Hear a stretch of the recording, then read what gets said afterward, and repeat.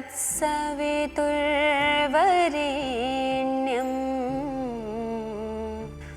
भर्गो देवस्य धीमहि धियो यो नः प्रचोदयात्।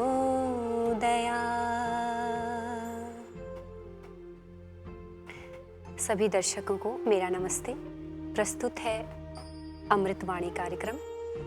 मैं आचार्य आर्याशा, गुर्जर कन्या विद्या मंदिर गुर्जर कन्या गुरुकुल भारत से आज हम आपके सामने मनुष्यता पर बात करना चाहते हैं। हम देखते हैं कि हमारे आसपास अनेक प्रकार के लोग हैं, मनुष्य हैं, लेकिन आज हम इस पर विचार करेंगे कि क्या हर कोई मनुष्य है। हमारे वेदों में हमें आदेश दिया गया है ईश्वर के द्वारा कि मनुर्भव अर्थात मनुष्य बनो। तो जब हम पहले से ही मनुष्य हैं तो दोबारा से मनुष्य बनने का आदेश क्यों दिया? पहले हम मनुष्यों को कैटेगराइज कर लेते हैं, मनुष्य कितने प्रकार के होते हैं। तो जब समान रूप से दिखने वाले मनुष्यों में कितनी भिन्नता होती है, डिफरेंस होता है।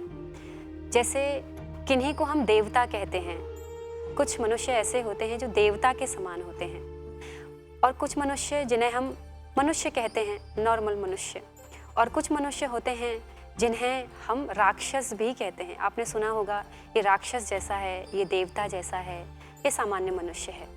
तो देवता किसे कहते हैं? जो देने वाला है, जो अपना सब कुछ दूसरों पर लुटा देता है, दान देता है, विद्या का दान, श्रम का दान, धन का दान, अनेक प्रकार से सैक्रिफाइसेस अपने जीवन में करता है, उसको देवता कहते हैं। तो हम और आप देख सकते हैं कि हमारे आसपास कुछ ऐसे लोग हैं जो अपने बारे में न सोच करके सब कुछ सैक्रिफाइस करते हैं, अपना समय देते हैं, समाज के काम में लगाते हैं, धर्म के कामों में लगाते हैं, अपने लिए कम समय बचाते हैं, समाज को ज़्यादा देते हैं। यानी दानाद देवः, जो देता है, देता रहता है, उसको देव कहते हैं, देवता कहते हैं।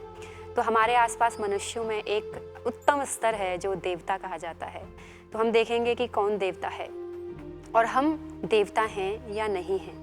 दूसरा है सामान्य मनुष्य, जो थोड़ा सा स्वार्थी भी है, थोड़ा सा दूसरों का काम भी करता है, थोड़ा सा अपना भी काम कर लेता है। तो सामान्य मनुष्य है जो अपना स्वार्थ भी देखता है और दूसरे का भी देखता है, तो सामान्य तरीके से काम करता है। और एक होता है राक्षस, जो केवल अपने बारे में सोचता है, दूसरों को कष्ट पहुंचा करके, दूसरों को दुख पहुंचा करके अपने बारे में सोचता है, उसे हम राक्षस कहते हैं। राक्षस कोई बड़े दांत वाला व्यक्ति नहीं है कि किसी के सींग निकलते हैं या किसी के बड़े बड़े दांत हैं या भूत की तरह है, उसको राक्षस नहीं कहते हैं। राक्षस उसे कहते हैं जो अपने जीवन में दूसरों को कष्ट पहुंचा करके, दूसरों का कत्ल कर करके, दूसरों को परेशान करके अपने घर को भरता है, अपने स्वार्थ की पूर्ति करता है, उसको कहते हैं राक्षस।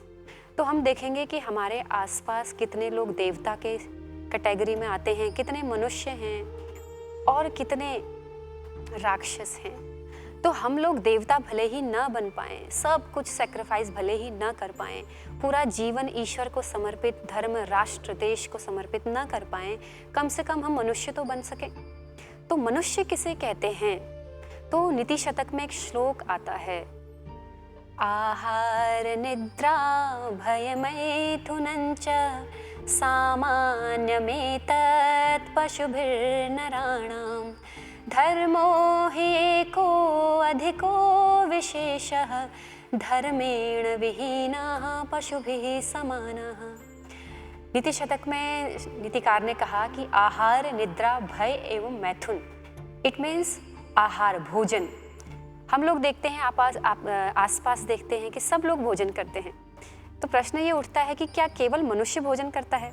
नहीं, हम देखते हैं कि अन्य प्राणी, पशु, पक्षी, जितने भी जीव जंतु हैं वो सब भोजन करते हैं, सब खाना खाते हैं, सब ईटिंग करते हैं। तो फिर मनुष्य क्या विशेष कर रहा है? मनुष्य भी तो खाना खा रहा है।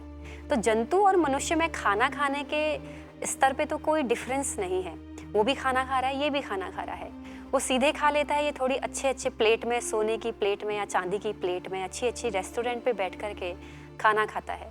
लेकिन पशु भी खाना खाता है, वो भी खाना खाने के लिए स्ट्रगल करता है। तो दूसरा, आहार के बाद निद्रा। पशु भी सोते हैं और मनुष्य भी सोते हैं, तो दोनों में डिफरेंस क्या हुआ? पशु भी नींद आ रही है, उसको भी शरीर को विश्राम करने की आवश्यकता है, वो भी रात को सोता है या जब भी सोता है, और मनुष्य भी अपने शरीर को विश्राम देने के लिए सोता है, रिलैक्स करता है। तो आहार और निद्रा यानी भोजन और नींद समान रूप से पशु में भी और मनुष्यों में भी है। तो दोनों में अंतर क्या हुआ? आहार, निद्रा, भय और अपने जीवन को बचाने का डर मनुष्य में भी रहता है और पशु में भी रहता है। कोई मरना नहीं चाहता, सब अपने जीवन को बचाते हैं और उसके लिए उपाय करते हैं। तो भय भी मनुष्यों को लगता है और पशुओं को भी लगता है। आहार, निद्रा, भय और मैथुन अर्थात संतानोत्पत्ति की प्रक्रिया जंतुओं में भी होती है, पशु पक्षियों में भी होती है, छोटे छोटे कीट पतंगों में और यहाँ तक कि पेड़ पौधों में भी संतानोत्पत्ति की प्रक्रिया हो रही है। आहार है, निद्रा है, भय है। तो ये सब जब सब में समान रूप से हो रहा है तो मनुष्य क्या विशेष है? मनुष्य भी तो खाना खा रहा है, मनुष्य को भी डर लग रहा है, अपने जीवन को बचाने के लिए, सिक्योरिटी के लिए कितने पैसे कमाता है, गाड़ियाँ रखता है, सिक्योरिटी रखता है, अपने आप को बचाता है, मरना नहीं चाहता है, डरना नहीं चाहता है, सुपीरियर बनना चाहता है। तो सभी और जंतुओं में भी, प्राणियों में भी ये समान रूप से घटित होता है, समान रूप से हो रहा है। तो फिर मनुष्य में क्या विशेष है? मनुष्य संतानोत्पत्ति करता है जैसे अन्य जीव जंतु करते हैं, वो भी अपनी पीढ़ी को आगे बढ़ाता है, बाकी जीव जंतु भी अपनी पीढ़ी को आगे बढ़ाते हैं। तो नीतिकार कहते हैं कि धर्मो ही एको अधिको विशेषः, यानी मनुष्य में धर्म एक विशेष है। अर्थात पशु पक्षी धर्म का काम नहीं कर सकते, लेकिन मनुष्य धर्म का काम कर सकता है। इसलिए वेद ने आदेश दिया मनुर्भव, कम से कम मनुष्य तो बन जाओ। देवता बनने के लिए भी बहुत उपाय करने पड़ते हैं। जब व्यक्ति मनुष्य बनता है फिर जाकर के देवता बनता है। देवता कोई अलग स्वर्ग में नहीं रहते हैं, देवता इसी संसार में रहते हैं, मनुष्य भी इसी संसार में रहते हैं और राक्षस भी इसी संसार में रहते हैं। वो कैसे कैसे हमारे विचार हैं, कैसे कैसे हम काम करते हैं, उससे डिसाइड होता है कि हम मनुष्य हैं, देवता हैं अथवा राक्षस हैं। तो मनुष्य कौन होगा? जिसमें धर्म होगा, जिसके जीवन में धर्म होता है वही मनुष्य होता है। तो धर्म किसको कहते हैं? तो धर्म प्रायः लोग समझते हैं कि धर्म अलग अलग जो हम आजकल सुनते हैं समाज में, हिंदू है, मुस्लिम है, सिख है, ईसाई है, बौद्ध है, जैन है, यहूदी है, पारसी है, ये अलग अलग हम नाम सुनते हैं तो लोग सोचते हैं ये हम धर्म है। ये सब धर्म नहीं है, ये तो मतांतर हैं। अलग अलग व्यक्तियों के अलग अलग विचार होने के कारण से सबने अपने अपने मत बना लिए हैं, तो ये धर्म नहीं है। तो धर्म फिर है क्या? तो धर्म है मनुष्यता का धर्म, मानवता का धर्म, ह्यूमैनिटी जिसे हम कहते हैं। ये मानवता क्या है? जब व्यक्ति अपने कर्तव्यों का पालन करता है, जब व्यक्ति कर्तव्यों का पालन करता है, व्यक्ति के क्या क्या कर्तव्य हैं? सबसे पहले उसके कर्तव्य अपने प्रति हैं। मनुष्य किसे कहेंगे? तो सबसे पहला कर्तव्य, सबसे पहली ड्यूटी अपने प्रति निभाता है। दूसरों के प्रति तो बाद में निभाएगा, पहले अपने प्रति ड्यूटी निभाता है। तो अपने प्रति उसकी क्या ड्यूटीज हैं कि वो धर्म का पालन कर सके, कि वो मनुष्य बन सके? तो सबसे पहले उसे अपने स्वास्थ्य का ध्यान रखना है। आजकल हम देखते हैं कि हमारे बच्चे या हम जितने भी लोग हैं संसार में जो हम अपने आप को मनुष्य कहते हैं, हम देखते हैं कि जीव जंतु में नेचुरल धर्म होता है। वो लोग वही खाते हैं जो उनको खाना होता है। जैसे शेर मांस खाता है तो वो मांस से ही खाता है, और हिरन घास खाता है तो वो घास से ही खाता है। लेकिन मनुष्य जो उसको नहीं खाना होता है, जो दूसरे का भोजन है, उसको भी छीन के खा लेता है। तो भगवान ने सबके खाने की अलग अलग चीज़ें बनाई हैं, हम दूसरे का खाना खा जाते हैं। तो जब मनुष्य अपना ही भोजन करेगा, अपने स्वास्थ्य का ध्यान रखेगा, शरीर में देखेगा कि उसके लिए क्या ज़रूरी है क्या नहीं है, तब जाकर के वो अपने प्रति ड्यूटी को निभाएगा। तो मनुष्य को सबसे पहले अपने प्रति कर्तव्य को निभाना चाहिए।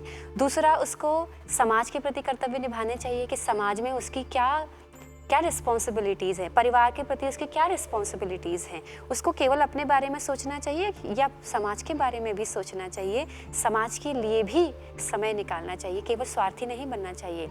और तीसरा, पर्यावरण के प्रति, हम लोग जो खाते हैं पीते हैं, खूब सारा वेस्ट करते हैं, उससे पर्यावरण दूषित होता है। तो मनुष्य वही है जो स्वयं के प्रति ड्यूटी निभाता है, समाज के प्रति ड्यूटी निभाता है, और राष्ट्र और विश्व के प्रति ड्यूटी निभाता है, और पर्यावरण को बचाने के लिए मेहनत करता है, देखता है कि मेरी वजह से पर्यावरण दूषित न हो। तो है ये हम कुछ मनुष्यता की बात यहाँ पर कर पाए हैं। आशा है आप सबको थोड़ी बहुत समझ में आया होगा। आपके ध्यान के लिए, आपने मुझे सुना, इसके लिए मैं आपका धन्यवाद करती हूँ। सबको सादर नमस्ते जी। इति ओम शम।